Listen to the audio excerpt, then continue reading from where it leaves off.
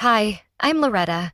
Kendra's always tried to erase me, but taking Sadie was her unforgivable betrayal, I thought, my heart seething with rage. My sister once told me I was too attached to my daughter. Then, on her wedding day, she vanished with her. No note, no warning, just a folded napkin left behind.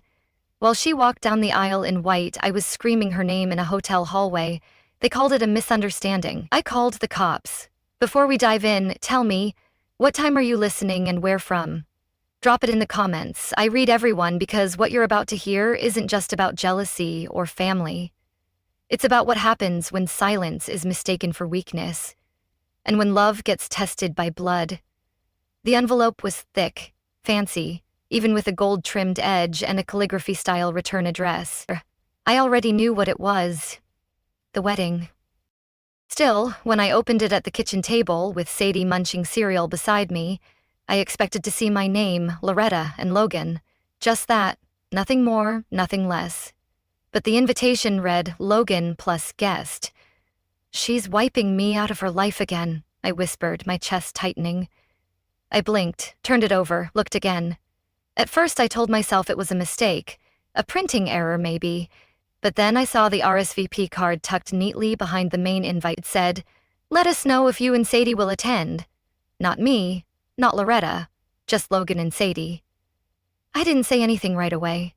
I folded it back carefully, slid it into the envelope like I was handling something reactive. My hand stayed on the paper a beat too long. Logan walked in, rubbing sleep from his eyes, already reaching for the coffee maker. "Wedding invite?" he asked. "Anything weird?" he added, casually, already sensing my silence. I handed it over. He read it once, then again. "Ha," he scratched his neck. "It's probably just, I don't know, a formatting thing." "Formatting? She's deliberately cutting me out," I thought, my anger flaring. I nodded, but the edges of my smile felt fake. Logan offered a soft chuckle. "I mean, people know who you are, Loretta. Apparently not everyone." That evening the phone rang. It was her. "Hey, Kendra," chirped, like she wasn't the reason I was quietly folding towels with clenched jaws. "You got the invite, right?" "I did." A pause. "I hope you're not reading too much into the name thing," she added. "People know who you are. You'll still get a good seat." "Good seat?" I asked, trying to keep my voice level. "I'm your sister, not some guest," I snapped, my voice sharp. "You know what I mean?" She laughed. "Front rows are pretty much family anyway." "I am family," I said. "You can't erase me from this family," I thought, my resolve hardening. "Do you know what I mean?" she repeated with that sugar-coated tone I'd heard since middle school. The one that meant, "Stop making this about you." Later that evening, while brushing Sadie's hair, she asked out of nowhere, "Why didn't Auntie write Mommy's name?" I froze for a second. Brush midair. "She probably just forgot, baby. Why would she forget you?" Sadie frowned. "You're the mommy." "She's trying to hurt us both, sweetheart," I thought, my heart aching. I smiled, but the kind that doesn't reach your eyes. "I guess that's a good question." After I tucked her in, I stood outside her bedroom door, hand on the frame, thinking back. It wasn't the first time. I remembered our school play. Kendra introduced herself to everyone as an only child at the Thanksgiving party last month. She handed out gifts with name tags to Logan and Sadie. Mine was absent. My mother said nothing then, just sipped her wine and smiled like everything was perfectly normal. It was always something. Always almost nothing, but always there. The next day, while sorting laundry, I found that birthday card again. The one from 3 years ago, silver glitter glued on the edges, a cheap Hallmark smile inside. To Logan and Sadie, "Happy family," Kendra had written, my name not even in the margins. I held the card for a moment, then placed it at the bottom of the basket and kept. Later I called my mother. I told her about the invitation, about the name, about the RSVP. She sighed before I even finished. "Oh, Loretta, you know how your sister is. Just let her have her moment, okay?" Her moment? She's stealing mine, I thought, my jaw clenching. I knew what that meant. It always meant stir the pot. I bit my lip and stared out the window. The clouds hung heavy that day, low enough to press against your chest. Around 1 p.m., I passed by the boutique on Maple Street. the one where Kendra had once dragged me in years ago, pointing at a dress she swore would be hers one day. There it was in the window. Cream silk, floral sleeves, a modest train. It hadn't sold. Neither had her grace. That afternoon, as I was setting the table for dinner, a text popped up from her. "Please don't wear anything too bold, okay? I want things to be elegant, simple." Logan peeked over my shoulder. She texted that. Neither. Trolling my life, Kendra, I thought, my blood boiling. We ate in near silence that night, the only sound being Sadie humming to herself while trying to fold her napkin into shapes. "Look, Mommy," she said, holding up a crumpled, wrinkled square. "It's a leaf. I made something pretty, even when we're not wanted." I blinked, swallowed hard. Logan reached over and gently touched my hand, but I didn't look at him. Something in my chest, tight for weeks, pulled just enough to crack open.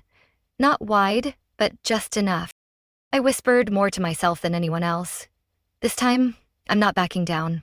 And with that napkin folded in silence, something inside me finally unfolded. The next Friday, the three of us drove down to the engagement party. It was held at a local event venue, one of those converted warehouses where everything smells faintly of jasmine and money. The sun was sharp, almost too proud. Sadie sat in her booster seat, humming Twinkle Twinkle, her pink headband crooked and sticky from juice. I adjusted it as Logan parked. "You okay?" he asked gently. "Yep," I said, but my stomach felt like it was lined with pins. Inside, the place was decorated in pastel florals and soft champagne tones, white chairs, gold chargers, string quartet humming something classical. Everyone looked like they belonged in a magazine. "Name, please?" the young hostess asked, flipping through her clipboard without looking up. "Logan and Loretta Morrow and our daughter Sadie." She frowned, scanned the list, then smiled. But it was the kind of smile you give someone when you can't find their reservation. "Oh, you're under Logan plus family table 20, just down that hallway." "Table 20? You're banishing us, Kendra," I thought, my anger surging. She gestured vaguely toward the back near the restrooms. I didn't say anything. Logan thanked her. We walked past a series of beautifully arranged tables, linen napkins folded into roses, centerpieces glowing with floating candles, until we reached ours. Table 20 was shoved beside the hallway where guests went to the restroom, and the scent of floral air freshener barely masked the bleach. There was no decor, just a wilting arrangement and a tablecloth that didn't reach the floor. Our place cards read, "Logan plus family." No Loretta, no Sadie, not even an attempt. Across the table, an older relative squinted at us and leaned toward her husband. "I thought she was just a friend," she whispered too loudly. Mauding looked at me. "Want me to say something?" he murmured. I shook my head. "We're fine," I said. But we weren't. As we settled in, I noticed something else. There were only 2 chairs. Logan and I sat down while Stacy stood beside me, fidgeting with her dress. I flagged down a young server walking past. "Excuse me, could we get a chair for my daughter?" He paused, apologetic. "Sorry, ma'am, I was told only adults for this section. We weren't instructed to set for kids back here." Back here? Like we were storage or leftovers. Logan stood up. "Oh, go grab a chair," he said from the corner. "They're erasing us, Logan," I thought, my heart pounding. I nodded, keeping my eyes down. My mother passed our table just then, her dress perfectly pressed, smile perfectly plastic. She caught my gaze and offered a quick half-smile, then she mouthed, "Just ignore it." Sadie sat in Logan's lap while he placed the extra chair beside us. No one helped, no one even noticed. One of the centerpieces tilted slightly, threatening to tip onto our table. I reached to steady it. Still, no one came. A man across the way chuckled as he sipped his 4th glass of wine. "Well, you've got the best spot if you drink too much. Restroom's right there," he joked. It gave him a polite smile. It didn't reach my eyes. Sadie tried her best to stay cheerful. She folded her napkin again and whispered. I looked at her, 5 years old, heart still wide open. No idea how people can shrink your presence down to nothing. Logan gave me a glance across the table, steady, patient, quietly furious in the way only someone who's been watching for years can be. Then, the clinking started. Kendra stood up at the front of the room, her designer dress flowing like a river of approval. She tapped her champagne flute with a spoon, grinning. I just wanted to say thank you all for being here to celebrate this next chapter. We're thrilled to have you. If you haven't already checked our registry, it's up on our wedding website. We've made it super easy. You're stealing the spotlight, Kendra, I thought, my resolve firming. Applause. She made her way around the front tables, kissing cheeks, hugging family. She passed within 6 feet of us. She looked right over my shoulder, like I was an empty chair. Sadie waved. Kendra walked right by me.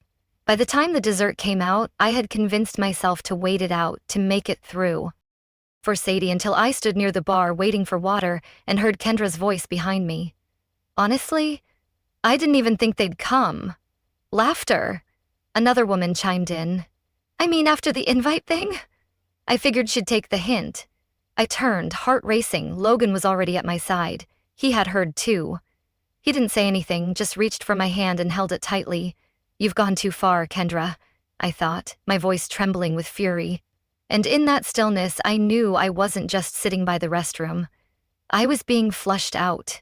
And when she asked me not to bring Sadie to the wedding, I finally saw it for what it was.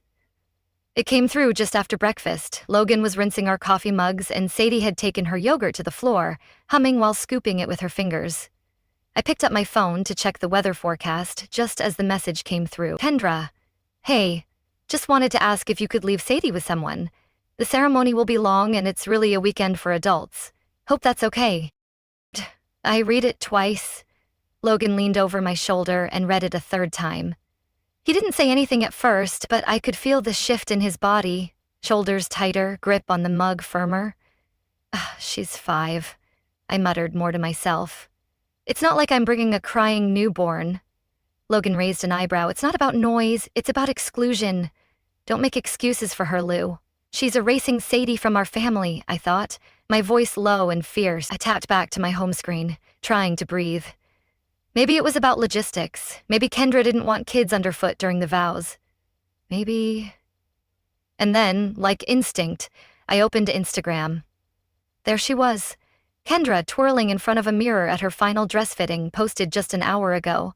The caption on her post read, "Can't wait for a kid-free, drama-free, attention-on-me wedding, complete with sparkles and the smiling face emoji."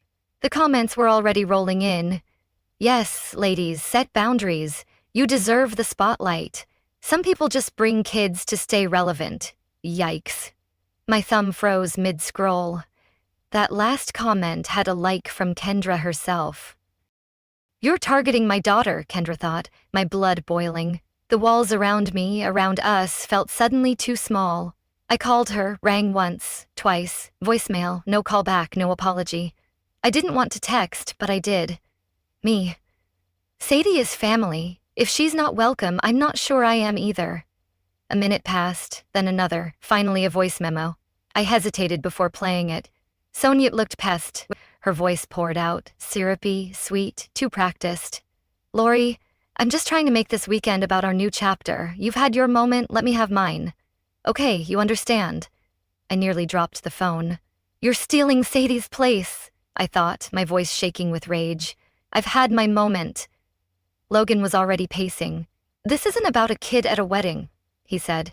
This is about control, about rewriting the family picture. He wasn't wrong. My mom called later that afternoon. I knew she would. Sweetheart, you know how your sister gets. She just wants everything to be perfect. Don't take it personally. She asked me to leave my daughter home. Mom, I know, but sometimes being the bigger person means letting the small things go. She's destroying us, and you're enabling her, I thought, my heart breaking. I bit my lip until I tasted blood. Small. She didn't respond. As I hung up, I noticed Sadie standing near the hallway, her favorite doll clutched to her chest. Mommy, she asked, am I not part of the family anymore? I froze. It took everything in me not to crumble in that moment. I knelt beside her. Of course you are, baby. She nodded, but I could tell she didn't believe me. That night, after Sadie fell asleep beside me, her breath soft and uneven, I scrolled through the family group chat. Hundreds of messages about dress colors, seating charts, caterer choices, not one mention of me or Sadie. At 2 a.m., a new post popped up on Kendra's story. She was holding a sign that read, "No distractions, no drama, no apologies." In the background of the picture, Half cut off, was a framed photo from my wedding. My veil barely visible, as if someone had intentionally cropped it. My jaw clenched. I set the phone down and stared at the ceiling. She doesn't want a peaceful wedding, I whispered. She wants a spotless throne. And when Sadie repeated what her aunt had told her, I knew this wasn't just exclusion. It was poison. The day after the text, we were invited to a pre-wedding dinner at my cousin Mara's house. Just family, the message had said. I hesitated, but Logan thought it would be good to show up. Sometimes just being present is protest enough, he said. So, we went. Mara's home was warm and bustling with chatter. A mix of summer salads and oven-heated casseroles lined the table. People greeted us with polite nods, but no one asked where we'd been or how we were doing. Conversations swirled around us like wind in a hallway. Felt, but not meant for us. I helped Sadie out of her little jacket. She twirled once, proud of her new dress, lavender with tiny daisies, and whispered, "Do you think Auntie Kendra will like this one?" Before I could answer, the door opened. Kendra stepped in. Her dress was white again, not quite bridal, but close enough to steal attention. She didn't wave, didn't greet us.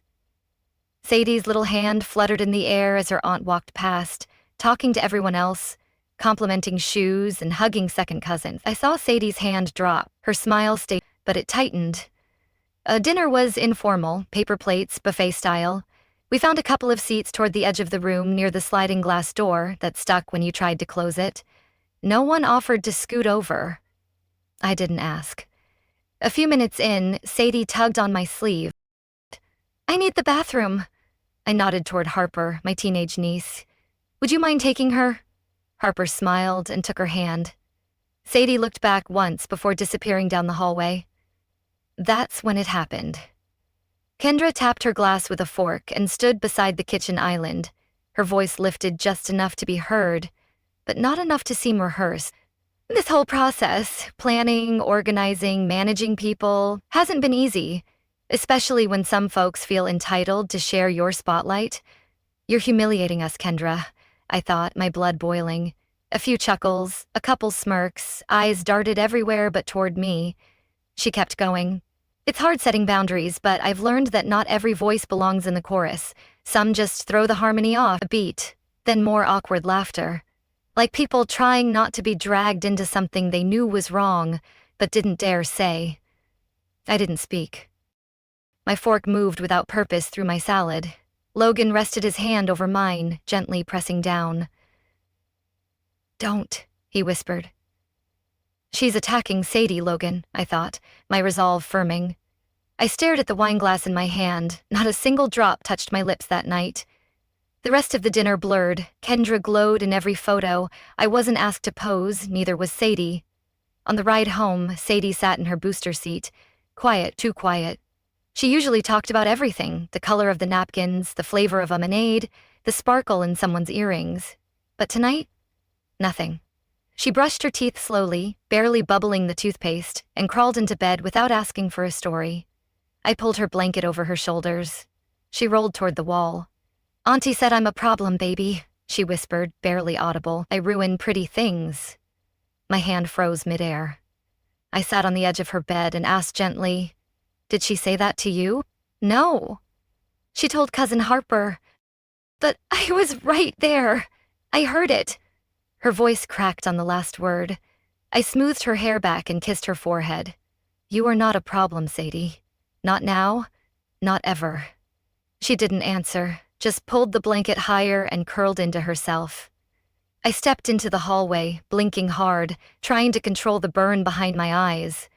Logan was leaning against the doorframe, arms crossed, already knowing. I told him every word. He didn't ask for clarification.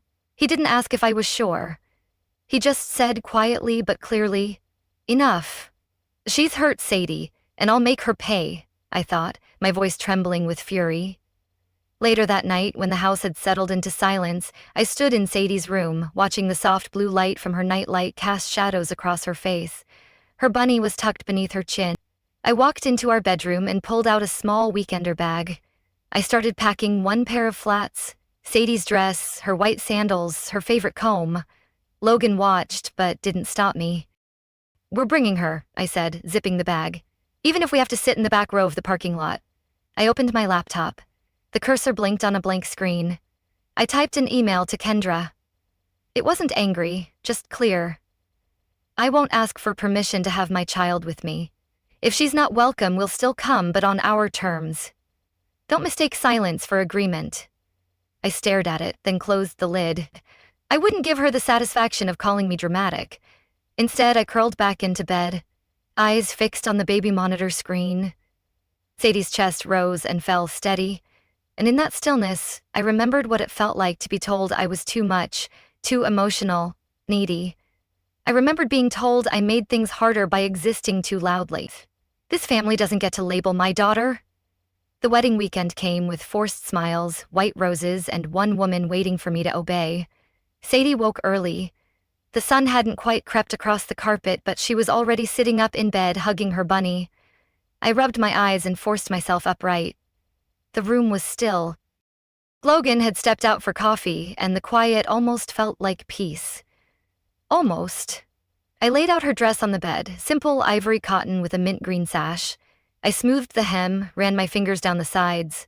No sequins, no shine, just soft, clean lines. She touched the fabric with reverence. "Do I look okay, Mommy?"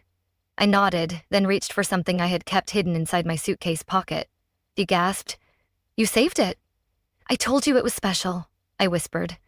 I pinned it carefully on the sash just above her waist. Logan returned with lukewarm coffee and the silence of a man bracing for battle.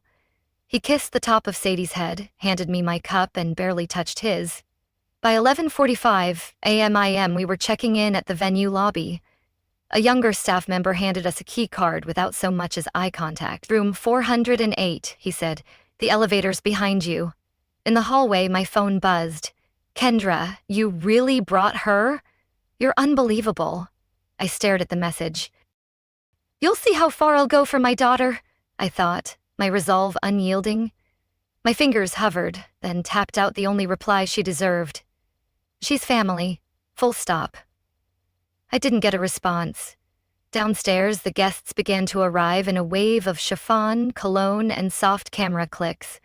Logan adjusted his tie. Sadie clutched my hand with her smaller one, eyes wide at the sea of unfamiliar faces. My mother passed us by in the lobby. She didn't break stride. No hello, no smile, no glance at Sadie. Instead, Vera, Logan's mother, walked up and took Sadie's hand gently. "Hey, sweetheart," she said. "I'll sit with her during the reception, Loretta. We'll take shifts if needed, okay?" I squeezed her arm. "Thank you." Vera met my eyes. I didn't raise cowards, and I didn't raise men who ignore their wives. At the ceremony, the chairs were arranged in tight white rows. Kendra had planned every detail to the inch. Floral arches, candles floating in tall glass vases, a quartet softly playing in the corner. We found our seats toward the back, to the left. Not family row, not even close.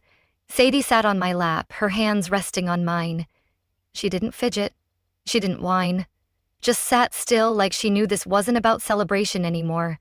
When the officiant began, Kendra stood at the front, practically glowing. She looked radiant. Her dress shimmered with every breath she took. People audibly gasped. She glanced at me once, then again. Both times her gaze lingered just long enough to cut, but not long enough to be seen by anyone else. "You can't intimidate me, Kendra," I thought, my grip on Sadie tightening. I noticed my mother lean towards someone I didn't recognize. Their lips moved. Then they turned in sync and looked at Sadie. Logan reached over and held my hand. The vows blurred. "We are gathered here this weekend," echoed around us. But I couldn't focus. My eyes stayed on the girl on my lap and on the sharpness in Kendra's expression every time she looked past me. The ceremony ended with polite applause. People stood, hugs were exchanged. Kendra embraced distant cousins, kissed elderly aunts. When she walked past us, her eyes never even flickered in our direction. Back in the hotel suite, Vera sat on the edge of the bed, kicking off her heels. Sadie plopped onto the floor and began playing with her bunny, humming to herself. "I raised 3 sons," Vera said softly. "None of them needed protecting like you do right now." I didn't respond. I turned towards Sadie and noticed the napkin, her little leaf, had come loose. I walked over, knelt down, and pinned it back on without a word. She beamed. Vera watched me. "This is Kendra's weekend," she said after a beat. I nodded slowly. "Yes, it is." I stood up and looked out the window at the courtyard below, the rows of chairs now empty. But it's also the last weekend she gets to believe I'll ever bow to her again. Vera's pale face sliced through the sea of sequins and champagne like a warning bell no one else could hear. She reached me breathless, her hands trembling as she leaned in. "She's not in the room," she whispered. "Sadie's gone." For a second, the air in the ballroom disappeared. I didn't hear the band playing, didn't see the servers weaving through tables. I felt my glass slip from my hand. It shattered on the floor, but I didn't care. I ran. No shoes, no purse, just instinct and panic pounding through my chest as I sprinted toward the elevator, ignoring the startled glances and dropped forks in my wake. Logan's footsteps followed me close behind, but I didn't stop. On the 4th floor, Vera's keycard was still in my hand. I slammed it into the reader. The green light flashed, the door swung open. Empty. The bed was neatly made. No bunny, no backpack, no little green sash dress crumpled in a corner. No Sadie. I turned slowly, knot and cornos creeping up my spine. "We need security," I said. My voice was low, mechanical. "Now?" Logan was already pulling out his phone. We rushed back down to the lobby. Hotel staff moved quickly once Logan barked into their faces. Cameras were checked, hallways rewound on silent screens. We waited, staring at motionless video feeds, each moment eating at me like acid. A security officer played a clip. Nothing. Then another. Still nothing. Logan turned toward the ballroom, voice rising. "Kendra," he roared. "Where is my daughter?" "You took her, Kendra," I thought, my panic turning to rage. Guests running to the hallway, alarmed by the volume. I didn't care. Kyle, the groom, approached. He looked confused, like someone waking up in the middle of a fire. "She left to freshen up," he stammered. "About 30 minutes ago." Maya stared at him. "With my child?" He blinked. "She didn't say anything about her jacket is gone," Vera interrupted, peering behind us. "And her backpack." I turned to the hotel manager. "Pull up all angles of the side exits, now." He hesitated, but the tone in my voice cut through any protest. A few clicks later, another camera feed played. Lobby, north exit, no audio. And there she was, Kendra, white dress, sunglasses, walking like she had all the time in the world. Beside her, barefoot and holding her hand, was my daughter, Sadie. I didn't even wait for the clip to finish. I bolted again, this time through the catering hall, cutting through a service corridor I'd spotted earlier when they brought out the cake. Logan and Vera were steps behind me. We pushed open the door into the back patio, a narrow concrete space behind the kitchen, shaded by a fence and tall hedges. And there she was, Kendra, sitting on a wrought iron bench like she was in a magazine shoot. One hand cradled Sadie, who was asleep, head resting on her shoulder. The other hand held a cigarette. "You touched her," I said, breath lotching. "You stole my daughter," I screamed, my voice raw. She didn't move. She was tired. She needed air. "You took her without asking. You left the venue. You took a child who wasn't yours." "Her money sag," I said, my hands trembling. I stepped forward and carefully pulled Sadie into my arms. Her body was warm, breathing steady. "She's mine," I stubbied quietly. "It's not yours to use, not yours to erase," Kendra shrugged. "You brought this on yourself. I warned you. She's a child. She ruins everything."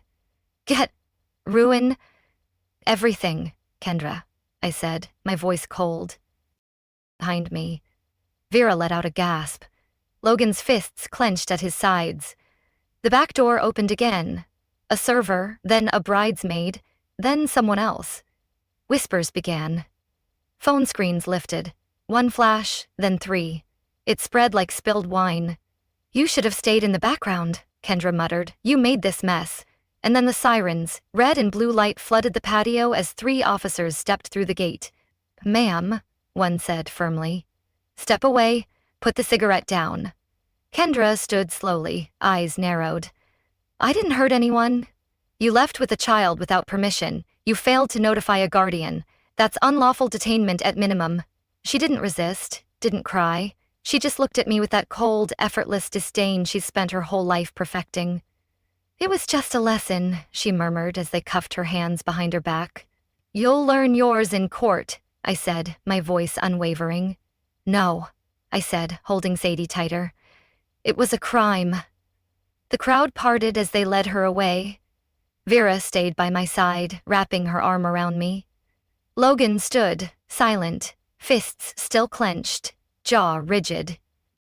I rocked Sadie gently, her cheek against my chest, and I didn't feel guilt or pity, only clarity. 6 days had passed. Sadie still didn't sleep through the night. Every time the shadows in her room stretched too long or a floorboard creaked, she'd bolt upright, whispering, "Mama." I slept on the edge of her bed now, not because she asked, but because I couldn't bear not to. That morning, she was coloring at the kitchen table, her little fingers gripping a blue crayon, trying to stay within the lines of a tree.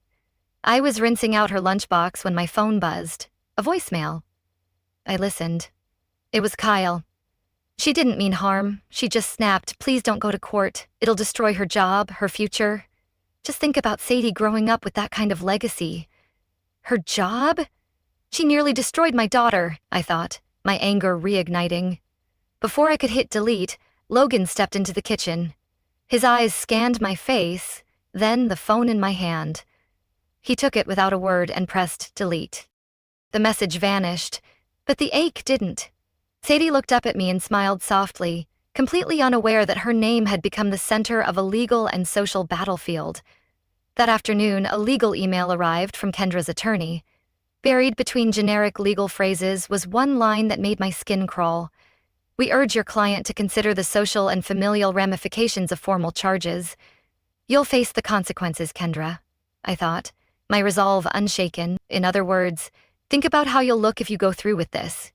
By evening, I got tagged in a post from one of Kendra's bridesmaids, a filtered photo of Kendra sitting on her hotel bed, head in hands, mascara slightly smudged for sympathy effect. Caption: "Some women just need grace. We all have a breaking point. Don't let society punish those who cry for help." The comments were flooded. "You're a real one for this. She deserves love, not lawsuits." And then some moms use their kids as shields. I didn't comment. I didn't react, but I saved the post. That night, my cousin Lisa messaged me privately. She started with, "Hey lady, just checking in," and ended with, "Do you really want to be the vindictive sister forever? Forgiveness looks better than court." I stared at the message for 15 full minutes before deleting it. The next morning, Vera sat down with her coffee, looking paler than usual. She says, "It shows Sadie was calm, that it proved she wasn't in danger." The video dropped 3 hours later. It was clipped, edited with gentle piano music, muted pastels, and a slow pan of Kendra holding Sadie outside the hotel. Sadie was quiet in her lap, no struggling, no screaming, just a sleepy 5-year-old and an aunt with a glazed-over smile.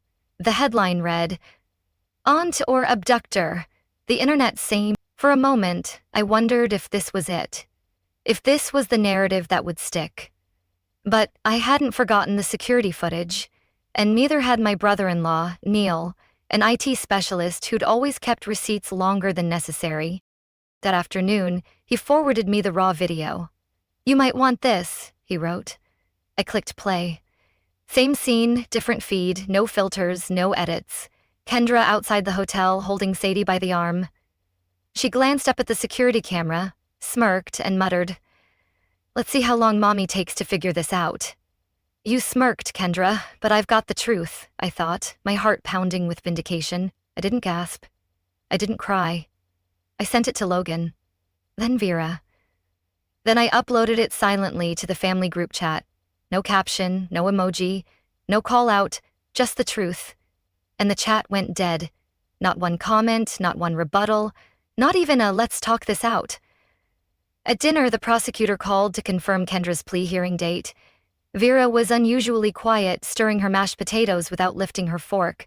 Then, just before she stood up, she whispered, "This family was built on pretending. You broke that." I placed my napkin on the table and looked at her. "I didn't break the family," I said. "I broke the silence." "You hid her crime, Vera," I thought, my voice firm. Later that night, Sadie fell asleep with her arms around her stuffed rabbit, the leaf-shaped napkin I'd folded still pinned to her pajama shirt like armor. The house was quiet, but my thoughts were not. No more excuses, no more bending, no more silence. The courthouse was humming with a kind of electric hush. Low voices, shuffling heels, breath held like prayers. The room smelled of old wood and cold coffee. I sat between Logan and my attorney, my palms pressed flat against my skirt to stop them from shaking. Kendra walked in like she owned the silence. Her hair was curled just enough, her makeup soft, her sweater a demure shade of beige. Everything about her screamed, "Look how fragile I am." And still she didn't glance in my direction. The judge, a man with graying temples and tired eyes, called the room to order. Kendra's lawyer rose, as confident as if this were a misunderstanding at brunch. "Your Honor," he began. This was an unfortunate overreaction by a stressed bride, an isolated lapse in judgment, my client's mental state at the time. I tuned him out after that. I wasn't here to listen to rationalizations. I was here to name the truth out loud. When it was my turn to take the stand, I didn't bring notes. I didn't need to rehearse pain. I had lived it. I had slept beside it for nights, watched it twist my daughter's dreams into cries in the dark. "I'm not here to punish her," I said, my voice steady. "I'm here because someone has to tell the truth. Not just about what happened that weekend, but what's been happening in this family for years." I turned toward the judge. If I lie now, if I stay quiet for the sake of appearances, what lesson does that teach my daughter? There was a stillness in the room. Even Kendra stopped fidgeting with her bracelet. I lifted my phone and played the video. There she was, my sister, Kendra in sunglasses holding Sadie by the wrist. And then that smirk, that cruel whisper, "Let's see how long Mommy takes to figure this out." Not one gasp. Just silence, wide and heavy as stone. Her attorney didn't object. There was no rebuttal, only the scratch of the judge's pen as he made his notes. The verdict came faster than I expected. "Ms. Kendra Roos," the judge said, his voice clipped, "you are hereby sentenced to 200 hours of community service and mandatory psychological counseling. This judgment will remain on public record. I suggest you reflect on what family really means. No jail time, but no sweeping it under the rug either." Outside, the light was cold and clean. Kyle approached me in the courtyard. Logan stepped between us without a word. Kyle raised both hands, palms open. "She didn't mean it, Loretta." "Then she shouldn't have planned it," Logan said before I could. "She orchestrated my pain," I thought, my voice cutting. Vera came over, her voice low. "You changed this family forever." I didn't say sorry. I didn't explain. I just said I didn't change it. I told the truth. On the ride home, Sadie sat in her booster seat, her head resting against the window. We passed a billboard for a bookstore, and she whispered, "Was it because I was bad?" My heart split in half. I reached into my purse and pulled out the old napkin, the one I'd folded into a leaf. It had been through so much, wrinkled, soft at the edges, but still whole. "Oh, baby," I said, placing it gently in her lap. "This is why I fought. Because you are good. Because you are worth everything." She stared at it like it was silver. That night, after Sadie brushed her teeth and curled up in her bed, she padded softly into the living room. She looked around, then reached up and placed the napkin on the mantel. Logan and I watched in silence. He finally spoke. "Funny how something so small says everything," I nodded. "It used to mean we were ignored," I said. "Now it means we're done being erased." She didn't say a word. She just turned and smiled at us, her eyes full of peace for the first time in weeks. We didn't need confetti or balloons, just a folded napkin. A truth spoken, and a little girl finally safe. 8 weeks passed, just enough time for the leaves to start turning, for the air to cool, for people to pretend they'd always been kind. Kendra hadn't reached out, not a text, not a whisper. Her absence was as loud as her drama had been. Kyle, I heard, moved 3 states away, packed up and left alone. My side of the family, silence, except Vera. She started coming around every Thursday afternoon, always bringing something Sadie liked, apple slices, a puzzle, once even a small framed photo of the 3 of us from years ago. She never apologized, not outright, but she never looked away from Sadie again either. Sadie had started kindergarten. Her teacher told me she's a quiet thinker, but when she speaks, she sees more than most kids her age. I nodded, but didn't explain. How could I? How do you tell someone your daughter grew up 4 years in 4 weeks? The napkin leaf sat on our mantel now, no longer crumpled. We had pressed it, dried it, and placed it behind glass. Logan had asked me once, quietly, "Should we take it down now?" I shook my head. Not yet. Maybe not ever. That afternoon, Vera invited us to a small dinner, just a few people, familiar faces who had once looked away. I didn't want to go, but I went. The meal was quiet. No one talked about court or Kendra or the fact that I'd shattered the unspoken agreement of pretending. But before dessert, one aunt, my mother's cousin, reached across the table. Her voice cracked slightly. "I didn't know what to say when it happened," she said, "but I should have said something." I nodded. That was enough. Not everything needs a speech. Some things just need to be said once. The next morning, I walked Sadie to school. The wind carried the smell of cedar and distant rain. She stopped halfway down the sidewalk and pointed to a tree whose leaves had curled into soft oranges and deep reds. "So like the leaf I made." I crouched beside her. "It does," I said. "It does like that leaf. We're growing somewhere new." Later that day, back home, I found myself in the basement, sorting through boxes I hadn't touched in years. My old wedding album slipped from one stack, landing open on the concrete floor. A photo slid out. Me and Kendra, maybe 12 and 9, sitting at the Easter kids table, gluing paper feathers onto construction paper bunnies. She had glitter on her cheeks. I had glue on my chin. We looked happy. I didn't cry. I didn't burn it. I didn't frame it either. I just placed it in a different box, one labeled "Before." That night, Sadie fell asleep in my arms on the deck. The sky was a soft indigo, the air thick with crickets and the faraway bark of someone's dog. Logan brought out 3 mugs of tea, set one beside me, and sat on the other rocker. We didn't talk much. Some peace comes with words, some just comes. I watched the horizon and thought she wanted to teach me a lesson. But I hope someday she learns hers. That love doesn't mean control.